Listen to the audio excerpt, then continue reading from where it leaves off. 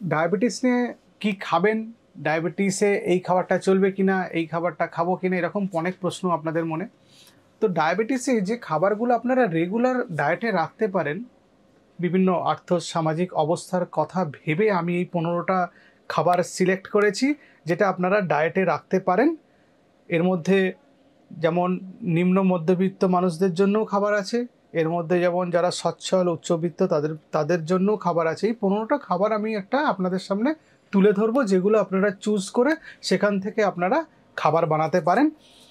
তো এই খাবারগুলো আমি চুজ করেছি এই পার্সপেক্টিভে বা এই জিনিস আমার মাথায় রেখে যে আপনার ডায়াবেটিস কন্ট্রোলে থাকবে, সুগার স্পাইক হবে না, আপনার অর্গান ড্যামেজ কমবে, আপনার ডায়াবেটিসের সঙ্গে অন্য কোনো অসুখ থাকলে, যেমন এই ব্লাড প্রেশারের অসুখ, থাইরয়েড বা কোলেস্টেরলের প্রবলেম বা হার্টের রোগ থাকলে সেগুলোতেও হেল্প করবে, এবং আপনার খরচ সাধ্যের মধ্যে থাকবে।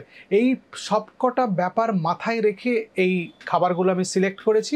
তো আজকে আমি এরকম 15টা খাবারের নাম বলবো যেসব ডায়াবেটিস রুগীরা তাদের ডায়েটে রেগুলার চাইলে রাখতে পারেন। নমস্কার, আমি ডক্টর এস এ মল্লিক। আমি একজন ক্লিনিশিয়ান। আমি ডায়াবেটিস পেশেন্টদের চিকিৎসা করে থাকি। আজকে আমাদের টপিক অফ ডিসকাশন হচ্ছে ডায়াবেটিক পেশেন্টরা তাদের রোজের খাবারের মধ্যে কি কি খাবার রাখতে পারেন। প্রথমেই বলবো মাছ। মাছ খুব হাই বায়োলজিক্যাল ভ্যালুর একটা প্রোটিন। যদি আপনি আমাকে বলেন প্রাণীজ প্রোটিনের কোনটা সব থেকে ভালো শরীরের জন্য, আমি বলবো মাছ। তার কারণ হচ্ছে মাছ খুব সহজে হজম হয়, আর মাছের মধ্যে যে প্রোটিন থাকে এটা ভেরি হাই কোয়ালিটি প্রোটিন। এবং মাছের এই যে তেল থাকে, আমরা মাছের চামড়ার লেয়ারের মধ্যে যে তেল থাকে বা মাছের মধ্যে যে তেলটা থাকে তার মধ্যে ওমেগা টি ফ্যাটি অ্যাসিড থাকে, এইকোসা পেন্টানোয়িক অ্যাসিড থাকে, ডাইকোসা হেক্সানোয়িক অ্যাসিড থাকে। এগুলো অ্যান্টি অক্সিডেন্ট হিসেবে কাজ করে, প্লাস এটা গুড সোর্স অফ ফ্যাট। সেটা মাছ আপনারা ডায়েটে রাখতে পারেন। যারা নিরামিষাশী তাদের জন্য ব্যাড লাক বা গুড লাক আপনারা যাই বলুন না কেন, কিন্তু মাছ একটা খুব ভালো প্রোটিন এবং আমি মাছ খেতে আপনাদের অনুরোধ করব। আপনারা যদি আমিষাশী হন তারপরে মাছ খেতে পারেন। মাছ খেলে আপনাদের শরীরের মধ্যে অনেক মিনারেলস, অনেক গুড ভাইটামিনস, এগুলো তো যাবেই, তার সঙ্গে কিছু গুড এসেনশিয়াল অ্যামাইনো অ্যাসিডসগুলোও যেতে পারে। সুতরাং এই জিনিসগুলো আমাদের মাথায় রেখে আমি মাছটাকে 1 নম্বরে রেখেছি। 2 নম্বর হচ্ছে গ্রিন লিফি ভেজিটেবলসগুলো। লিফি ভেজিটেবলসগুলো সবসময় যে গ্রিন হবে তার কোনো মানে নেই। যেমন চাইনিজ বাঁধাকপি দেখতে একটু লালচে রঙের, সেটাকে আমি লিফি ভেজিটেবলসের মধ্যেই রাখি। তার কারণ হচ্ছে এর মধ্যে কার্বোহাইড্রেটের পরিমাণ কম থাকে, গ্লাইসেমিক ইন্ডেক্স কম, এর মধ্যে অনেক ফাইবার থাকে এবং এর মধ্যে মিনারেলস আর ভিটামিনস অ্যাডিকুয়েটলি আছে। তার জন্য ডায়াবেটিক পেশেন্টরা এগুলো খেলে তার ব্লাডের সুগার হট করে বেড়ে গিয়ে আবার নেমে যাবে না, এটাকে সুগার স্পাইক বলি, এটা হবে না। ফাইবার থাকার জন্য ডায়াবেটিসে কনস্টিপেশন হওয়ার চান্স কমে যায়, প্লাস ফাইবার থাকার জন্য সুগার অ্যাবজর্পশন আমাদের অন্ত্র থেকে ব্লাডে এটা রেটটা কমে যায়, তার জন্য সুগার স্পাইক হওয়ার সম্ভাবনাটা কমে যায়। আর যথেষ্ট পরিমাণে অ্যান্টিঅক্সিডেন্ট, মিনারেলস আর ভিটামিনস তো আছেই। সুতরাং লিফি ভেজিটেবলসকে আমি 2 নম্বরে রাখলাম। লিফি ভেজিটেবলসের মধ্যে ব্রকলি পড়ে, বাঁধাকপি পড়ে, শাক পড়ে, আমি ক্রুসিফেরাস ভেজিটেবলস যেমন ফুলকপিটাকে এর মধ্যে রাখছি, চাইনিজ বাঁধাকপিকেও রাখছি।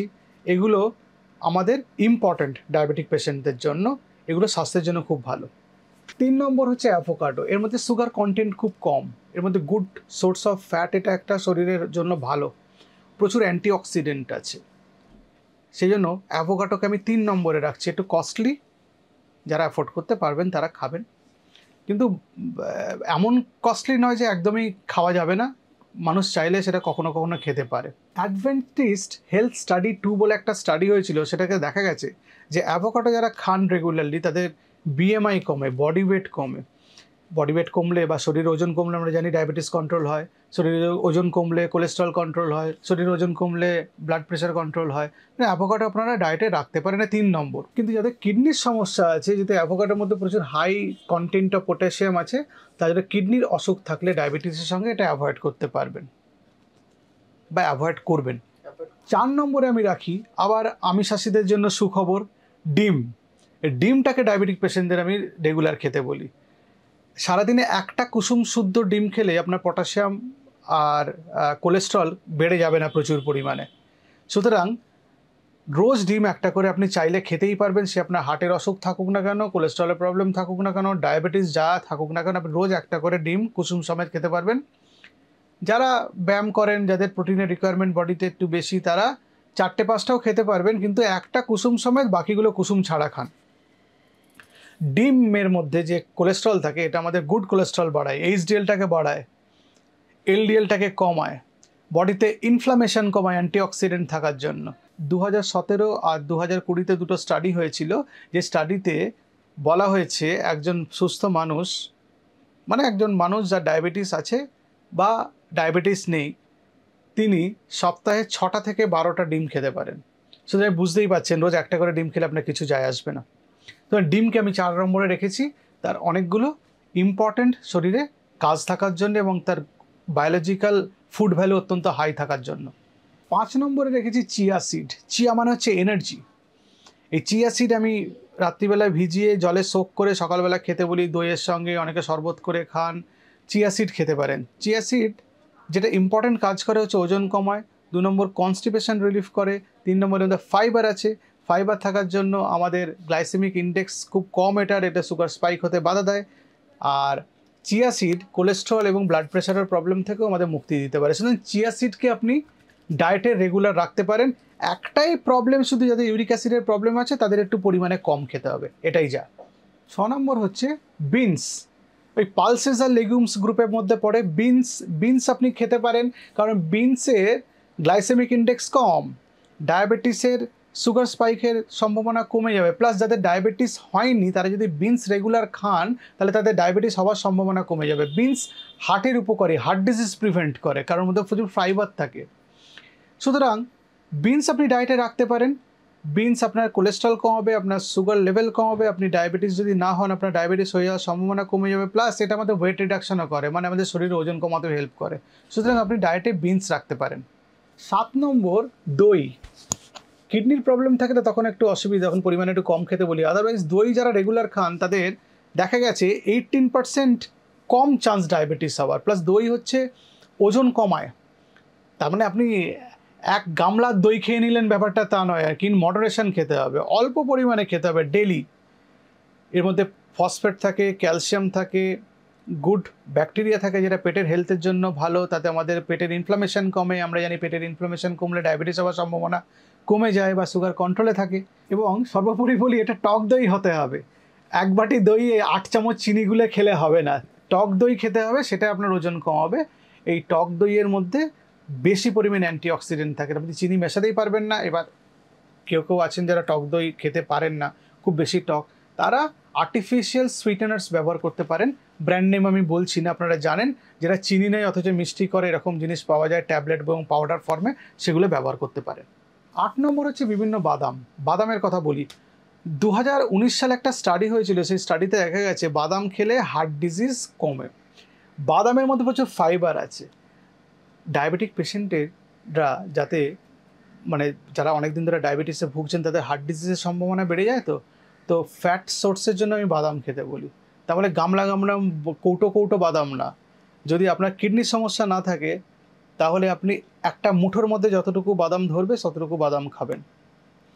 6টা যদি অ্যামান্ড হয়, 6টা অ্যামান্ড সারাদিনে ঠিক আছে, 2টো আখরোট ঠিক আছে, বা 2টো খেজুর ঠিক আছে, বা 15-20টা চিনে বাদাম, এই অবধি ঠিক আছে। বাদাম খেলে বাদামের মধ্যে ফাইবার আছে, বাদামের গ্লাইসেমিক ইন্ডেক্স কম, সুগার স্পাইক হবে না, এবং ফাইবার থাকার জন্য হার্ট ডিজিজ এগুলো কম হবে। প্লাস বাদামের মধ্যে গুড সোর্স অফ ফ্যাট, তো আমাদের বডিতে তো ফ্যাটও দরকার, আপনি শুধু কার্বোহাইড্রেট আর প্রোটিন খেয়ে তো বাঁচতে পারবেন না, ওই ফ্যাটটা আমাদের এই বাদাম থেকে চলে আসবে। 9 নম্বরে এই ব্রকলির কথা বলি। ব্রকলি আগের মতো আর এখন অত দাম নেই, সবাই অ্যাফোর্ড করতে পারেন। এর মধ্যে ব্রকলির মধ্যে ভিটামিন সি আর ম্যাগনেসিয়াম প্রচুর পরিমাণে আছে। ম্যাগনেসিয়াম প্রায় আমাদের শরীরে 600 শারীরবৃত্তীয় কাজকর্মের সঙ্গে জড়িত। 600 কেমিক্যাল রিয়াকশান আমাদের বডিতে হয়, এরকম 600 কেমিক্যালস এর মধ্যে ম্যাগনেসিয়াম, মানে কেমিক্যাল রিয়াকশানের মধ্যে ম্যাগনেসিয়াম লাগে। সুতরাং ম্যাগনেসিয়াম ইম্পর্ট্যান্ট একটা খনিজ পদার্থ যেটা আমাদের শরীরে লাগে। ভিটামিন সি থাকে ব্রকলির মধ্যে, এই জন্য আপনার ব্রকলি ডায়েটে রাখতে পারেন। 2024-এর এই বছরে একটা স্টাডি হয়েছে, যে স্টাডিতে দেখা গেছে যে ম্যাগনেসিয়াম আর এই ভিটামিন সি প্লাস ব্রকলির যে কেমিক্যাল ইনগ্রেডিয়েন্ট ব্রকলির, সেটা আমাদের ডায়াবেটিস প্রিভেন্ট করতে হেল্প করতে পারে। সুতরাং যাদের ডায়াবেটিস হয়েছে তারা ব্রকলিকে তাদের ডায়েটের মধ্যে রাখতে পারেন, তরকারি হিসাবে বা সেদ্ধ করে বা গ্রিল করে আপনারা খেতে পারেন। ব্রকলি কিন্তু আমাদের ওই গ্রিন লিফি ভেজিটেবলসের মধ্যে পড়ে। ক্রুসিফেরাস গ্রুপের ইউরিক অ্যাসিড হলে একটু ইউরিক অ্যাসিড হওয়ার সম্ভাবনা একটু বাড়ে, বা যাদের থাইরয়েড প্রবলেম আছে তাদের জন্য একটু অসুবিধা হতে পারে, কিন্তু জেনারেল পপুলেশনের জন্য এটা ভালো। 10 নম্বরে আমি অলিভ বা অলিভ অয়েলের কথা বলতে চাই, একটা তেলের ব্যাপার। আসলে কি হয়, অলিভ অয়েলের মধ্যে অনেক অ্যান্টিঅক্সিডেন্ট থাকে। এই অ্যান্টিঅক্সিডেন্টগুলো আমাদের হার্ট ডিজিজ প্রিভেন্ট করে, প্লাস এর মধ্যে মোনো আনস্যাচুরেটেড ফ্যাটি অ্যাসিড থাকার জন্য ফাস্টিং, পিপি, ব্লাড সুগার কমায়, প্লাস ট্রাইগ্লিসারাইডও কমায়। এটা হার্টের জন্য ভালো।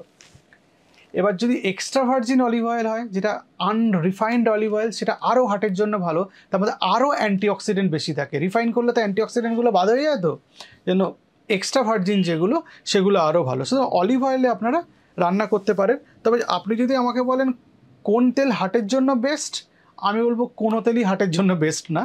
সর্ষের তেলও খেতে পারেন, পরিমাণে কম। একজন মাথাপিছু কত তেল খেতে পারে, এই প্রশ্ন আপনারা নিশ্চয়ই মাথার মধ্যে ঘুরছে। সারা মাসে 600 মিলিলিটার একজন মানুষের জন্য তেল চলতে পারে। 11 নম্বর হচ্ছে ফ্ল্যাক্সিড। একটু আগে আমরা চিয়া সিডের কথা বললাম। ফ্ল্যাক্সিডের মধ্যে ওমেগা 3 ফ্যাটি অ্যাসিড থাকে, হার্টের জন্য ভালো। এর মধ্যে ফাইবার থাকে যেটা লাইগ্যান্ড তৈরি করে, যেটা হার্ট অ্যাটাক প্রিভেন্ট করে আর কি। ফ্ল্যাক্সিড ওজনও কমায়, আর a good source of vitamin এবং নিউট্রিয়েন্টস, মানে আমাদের কিছুটা ক্যালোরিও আছে এর মধ্যে, তো এনার্জিও পাওয়া যায়। সেজন্য ফ্ল্যাক্সিড আপনারা ডায়েটে রাখতে পারেন। 12 নম্বর হচ্ছে ভিনিগার বা অ্যাপেল সিডার ভিনিগার। এটা নিয়ে প্রচুর লোকে অ্যাপেল সিডার ভিনিগার কিনে খেয়ে নিচ্ছে জলের মধ্যে মিশিয়ে। অ্যাপেল সিডার ভিনিগারের আমাদের গ্লাইসেমিক ইন্ডেক্স খাবারের কমিয়ে দেয়। সুতরাং কোনো রান্না হলো তার মধ্যে আপনি অ্যাপেল সিডার ভিনিগার দিলে সে খাবারের গ্লাইসেমিক ইন্ডেক্স কমে যাবে, সুতরাং সুগার স্পাইক হওয়ার সম্ভাবনা কমে যাবে। তাহলে কতটা খেতে পারেন? 1 গ্লাস জলে 1 চামচ মিশিয়ে খেতে পারেন। ম্যাক্সিমাম 1 গ্লাস জল মানে 200 ml জলে 4 চামচ মেশানো যায়, মানে 20 ml মেশানো যায়, এর বেশি নয়। পুড়ে যাবে মুখের ভেতরে যত কনসেন্ট্রেটেড খাবেন, দরকার নেই। তো অল্প পরিমাণে খান, কিন্তু খেতে পারেন। এটা আমাদের সুগারের হেল্প করে, ডায়াবেটিক পেশেন্টদের হেল্প করে, সুগার রিভার্স করতে হেল্প করে এবং সুগার স্পাইক হয় না। সেই জন্য আপনার অ্যাপেল সিডার ভিনিগার বা ভিনিগার খেতে পারেন। 13 নম্বর হচ্ছে স্ট্রবেরি। স্ট্রবেরির মধ্যে অ্যান্টিঅক্সিডেন্ট প্রচুর থাকে, অ্যান্থোসায়ানিনস থাকে, পলিফেনলস থাকে। এগুলো আমাদের ডায়াবেটিক পেশেন্টদের জন্য ভালো, কারণ এটা অর্গান প্রোটেকশন করে। 2017-তে স্টাডি হয়েছিল, দেখা গেছে যারা স্ট্রবেরি রেগুলার খাচ্ছেন তাদের ইনসুলিন রেজিস্ট্যান্স কমে গেছে। সুতরাং স্ট্রবেরি আপনারা ডায়েটে রাখতে পারেন।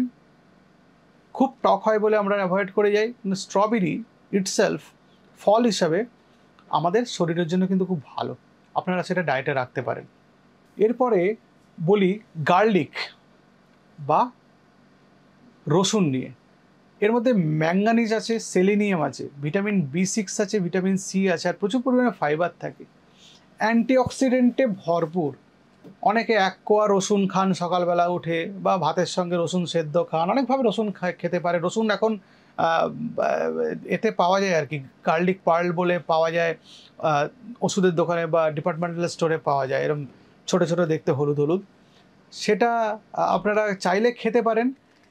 কি করে রসুন, এই অ্যান্টিঅক্সিডেন্ট ফাইবার থাকার জন্য আমাদের ব্লাড সুগার কমায়, প্লাস আমাদের কোলেস্ট্রলও কমাতে হেল্প করে, ফলে হার্ট অ্যাটাক প্রিভেন্ট করে। সেজন্য আপনারা গার্লিক খেতে পারেন। আর লাস্ট বলবো স্কোয়াশ। আমাদের এই পশ্চিমবঙ্গে কমন, কারণ নর্থ বেঙ্গল এরিয়াতে প্রচুর স্কোয়াশ পাওয়া যায় এবং আমরা খাই। টেস্টি মানে বিশাল কিছু টেস্ট নেই, কিন্তু খাবারের মধ্যে দিলে এটা টেস্ট এনহ্যান্স করে। আলুর মতোই আর কি, মানে আলুর যেরকম কোনো টেস্ট নেই, এটারও টেস্ট খুব একটা নেই। তবে স্কোয়াশ খেলে বোঝা এটা স্কোয়াশ আর কি। ক্যাপসিকামের থেকে একটু মানে ব্ল্যান্ড টেস্ট, কিন্তু এর মধ্যে প্রচুর অ্যান্টিঅক্সিডেন্ট আছে। পামকিন পলিস্যাকারাইড বলে একটা অ্যান্টিঅক্সিডেন্ট আছে, কুমড়ো নয়, কুমড়োর এই অ্যান্টিঅক্সিডেন্টটা স্কোয়াশের মধ্যেও আছে। এটা আমাদের ব্লাড সুগার কমাতে হেল্প করে, এর গ্লাইসেমিক ইন্ডেক্স কম। সবজি হিসাবে আপনি খেতে পারেন, যারা আলু খেতে পাচ্ছেন না আলুর বিকল্প হিসাবে ব্যবহার করতে পারেন। আর এটা যেহেতু গ্রিন দেখতে, এর মধ্যে মানে ফাইবার থাকে প্রচুর, আর এই ফাইবারটা আমাদের কনস্টিপেশনে হেল্প করে। সুতরাং এই 15টা খাবার ডায়াবেটিস রোগীরা খেতে পারবেন। এর বাইরে আরও কয়েক হাজার খাবার আছে যেগুলো খাওয়া যায়। এই 15টা খাবার আমি চুজ করেছি এই খাবারগুলোর মেরিটের উপর ভিত্তি করে। যেই খাবারগুলোর কোনো গুণাগুণ আছে সেগুলো আমি চুজ করে আপনাদের সামনে আমি তুলে ধরলাম। আপনারা ভালো থাকবেন। আর কোনো প্রশ্ন থাকলে আপনারা জানাবেন। আর আপনারা এই ভিডিওর ডেসক্রিপশানে না সব ডিটেলস পেয়ে যাবেন। অনেকে প্রশ্ন করে জানতে চান অনেক কিছু, এই ভিডিওর ডেসক্রিপশানটা আপনারা ফলো করবেন, তাহলেই অনেক কিছু জানতে পারবেন। নমস্কার।